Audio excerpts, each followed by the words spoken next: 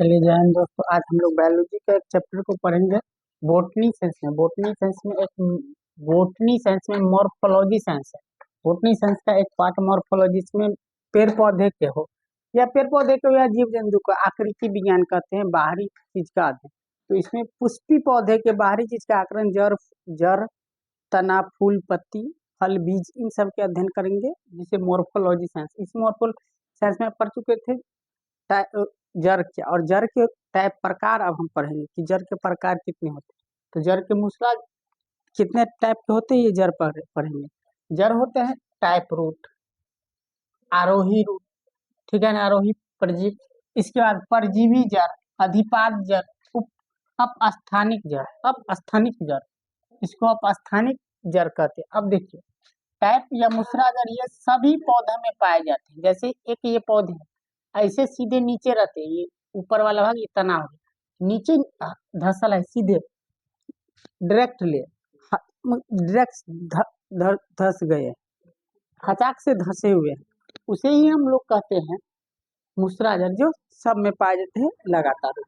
अब हटा, आरोही जड़ क्या होता है, रूट क्या होता है, ये समझ लीजिए ऐसा है कि किसी चीज के सहारे लेके चढ़ जाता है, दीवार हुआ पर चढ़ाते हैं, ऐसे मनी प्लांट जिसको कहते हैं उसमें। इसके बाद पैरासाइटिक परजीवी जड़। ये परजीवी जड़ क्या होता है, पैरासाइटिक रूट हो गया। ये परजीवी जड़ दूसरे पौधे पर रहते, दूसरे पौधे पर रह के उसके भोजन, उसी के पौधे से जो भोजन लेते हैं। इसके बाद है इम्फैटिक जड़, एपीफैटिक जड़, एपीफैटिक जड़ जिसको कहते हैं। अब अधिपाद या एपीफैटिक जड़, ये जड़ क्या कहलाता है, अधिपाद जड़। ये भी दूसरे पौधे पर, लेकिन ये दूसरे पौधे से सारा लेके नहीं तैयार करता, लेकिन दूसरे पौधे पर उगल रहता है जड़। इसके बाद है अपस्थानिक जड़। अपस्थानिक में झकरा जड़ जिसको कहते हैं। ये दो प्रकार के होते हैं, एक जमीन के ऊपर रहता है, एक जमीन के नीचे रहते हैं। ये दो प्रकार के जड़ हो जाते हैं, एक जमीन के ऊपर। अब देखिए, ये हो गया। इसमें क्या होते हैं, ये जड़, ये अपस्थानिक जड़ है, जो ना किसी तना से निकल रहेगा, फूल पत्ती से निकल रहेगा। जैसे बरगद उर्गद में देखिएगा, अगला अगर तना है, ठाल तना गया है, शाखाएं, तो उन शाखाएं से नीचे में निकले हुए रहते हैं। इसके बाद आप देखिए, अब इस जड़ क्या काम है, तो ये रूट का कार्य क्या है, वो जरा विकास करता है, मूलांकुर से ये विकास होता है। ये मूलांकुर, ये नीचे वाला भाग बीज में का जो नीचे जाता है, जो अंकुरित होकर के, उसे मूलांकुर कहते हैं। जो ऊपर जाता है उसे परांकुर कहते हैं। तो मूलांकुर जड़ बनता है, परांकुर तना बन जाता है। तो मूलांकुर वाले भाग मूलांकुर का विकास होता है। जियोट्रॉफिक मतलब गुरुत्व बल के विपरीत नहीं जाना, गुरुत्व बल के नीचे जाना, पृथ्वी के नीचे जाना, गुरुत्व बल के दिशा में ही जाना, जियोट्रॉफिक कहलाता है। इसके बाद फोटोट्रॉफिक, माने जिधर प्रकाश है उधर। तो फोटोट्रॉफिक मतलब जिधर प्रकाश है उधर जाने के लिए फोटोट्रॉफिक, जिधर प्रकाश है उधर। तो क्या प्रकाश ऊपर की ओर है तो ऊपर की ओर नहीं जाता है, तो जियो निगेटिव, फोटोट्रॉफिक निगेटिव और जियोट्रॉफिक पॉजिटिव। पॉजिटिव का मतलब होता है यस, निगेटिव का मतलब नो। समझिए, साइंस में ये यस और नो होता है, गणित में हाँ और नहीं होता है, या दूसरे हिंदी व्याकरण में या हिंदी में हाँ या नहीं होता है। इसमें पॉजिटिव और निगेटिव होता है। पॉजिटिव का मतलब हाँ, निगेटिव का मतलब नहीं। अब कार्य क्या है, तो यांत्रिक सहारा देता है। और देखिए, जड़ में जो है ना, एक ये जड़ है, कहीं हम बताते यही जड़ है। अगर इसको नीचे की ओर ले चले तो यहाँ एक कैप लगा होता है, जिसे रूट कैप कहते हैं। इसे रूट कैप कहेंगे, अगर ऐसे करके यहाँ लगा रहा है, इसे रूट कैप कहते हैं। ये रूट कैप क्या करता है, तो जमीन मिट्टी को खोदता है। और जड़ क्या करता है, जड़ जमीन पर पौधे को खड़ा रखते हैं, पानी उनी नहीं सोखते तो है। तो रूट हेयर, ये जो है, ये ऐसे ऐसे निकले हुए, ये रूट हेयर है, ये पानी सोखता है जमीन के अंदर से। तो जब हम कभी कोई चीज को उखाड़ते रहते, जैसे कोई फूल हुआ, गेंदा या गेंदा का फूल लोग ज्यादा उखाड़ के रोपता है, अगर उसको जो रोपते हैं तो उसका जड़ टूट जाता है, तो फिर ये लगता नहीं रहता है जड़। रूट हेयर जल अवशोषण करता है। अब रूट कैप क्या करता है, तो रूट कैप क्या करता है, मिट्टी को खोदता है। यहाँ अब सही से बना देते, ऐसे रहता है, और यहाँ ऐसे लगल रहता है। ये रूट कैप मिट्टी को खोदता है, मिट्टी खोद के धीरे अंदर धंसा हुआ रहता है, और यही करते पूरा खड़ा करके रखते हैं। इसके बाद अब आई अब जड़ तंत्र को समझते हैं, पुष्पी पौधे। जड़ तंत्र देखिए, जड़ तंत्र में रूट सिस्टम क्या होता है? रूट सिस्टम जड़ तंत्र में दो होता है, रूट सिस्टम में धर या पररोह तंत्र होता है। जड़ तंत्र और पररोह तंत्र जड़ तंत्र में होता है, पुष्पी पौधों में। अब किस में हुआ? तो पुष्पी पौधे में, ये भी हम लोग को याद रखना है। जड़ तंत्र, अब देखिए रूट कैप जो है ना किस पौधे में पाए जाते हैं? जो मिट्टी पर उगते हैं और मरुस्थल में उगते हैं, उसी में रूट कैप पाया जाएगा। जो जल में उगते हैं जैसे जलकुंभी, उसमें नहीं होगा रूट कैप। रूट कैप इसी में हो सकता है। इसके अब इधर है जड़ तंत्र में, जरा समझते। जड़ तंत्र पुष्पी पौधे में हो जाते हैं। जड़ तंत्र पुष्पी पौधों के दो भाग हो जाते हैं जड़ के, एक हो जाता है जड़ तंत्र, एक धर या प्रारोह। तो जड़ तंत्र में क्या क्या आ जाते हैं? तो देखिए, जड़ तंत्र मिट्टी के अंदर रहता है। जड़ तंत्र, ये अगर जड़ तंत्र है ये समझिए, तो ये मिट्टी है, ये मिट्टी के अंदर है, तो ये जड़ तंत्र है। अब ऊपर जो रहता है वो दूसरा चीज होता है, जिसे प्रारोह कहते हैं। अब जड़ तंत्र में, ये जड़ तंत्र के कितने भाग होते हैं ये जरा देख लीजिए। तो यह वाला जहां से अगर रोम नहीं निकला है, रूट हेयर नहीं निकला हुआ है,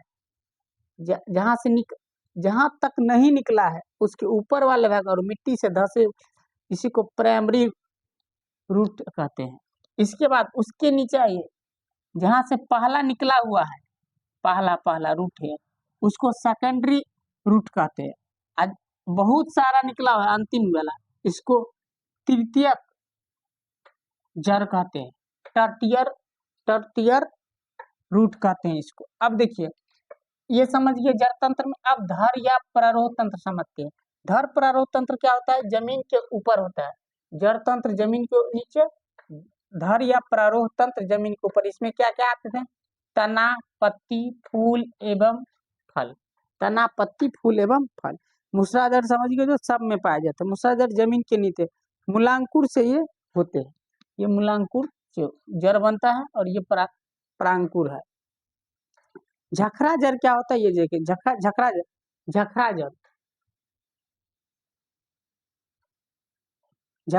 जड़ समझ लेते।